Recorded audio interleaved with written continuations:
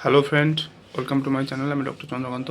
তো আজকে আপনাদের যেটা আলোচনা করব সেটা হচ্ছে অ্যালজাইমার ডিজিজ।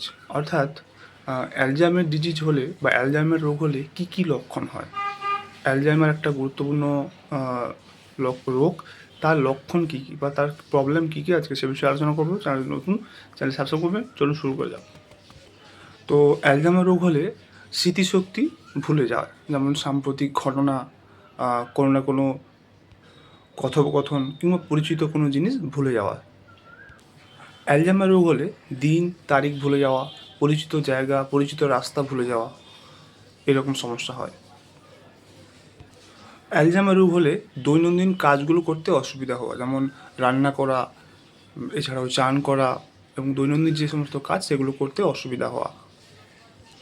কথোপকথনের সময় অসুবিধা হওয়া, অর্থাৎ কথা বলার সময় সঠিক শব্দ খুঁজে না পাওয়া, একই কথা বারবার বলা, এরকম কিন্তু অ্যালজাইমার রোগের লক্ষণ। এছাড়াও অ্যালজাইমার রোগ হলে সাধারণত হিসাব নিকেশ বা কোনো ডিসিশন বা সিদ্ধান্ত নিতে সমস্যা হওয়া।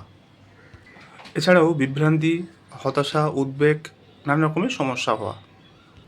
এছাড়াও প্রয়োজনীয় জিনিস অদ্ভুত জায়গায় রেখে দেওয়া, তারপর খুঁজে না পাওয়া। এছাড়াও সন্দেহ প্রবণতা এবং সমাজ থেকে নিজেকে গুটিয়ে নেওয়া। তো এত কিছু প্রবলেম হয় অ্যালজাইমার রোগ হলে। অ্যালজাইমার একটা বয়সজনিত রোগ। বয়স হলে এই রোগটা হয় এবং এই রোগের যে কোনো বয়সে হতে পারে, তবে এই রোগ হলে এইরকম লক্ষণ হয়। তো আজকের ভিডিও এই পর্যন্ত। চ্যানেল নতুন, চ্যানেল সাবস্ক্রাইব করবেন, লাইক করবেন। Thank you for watching.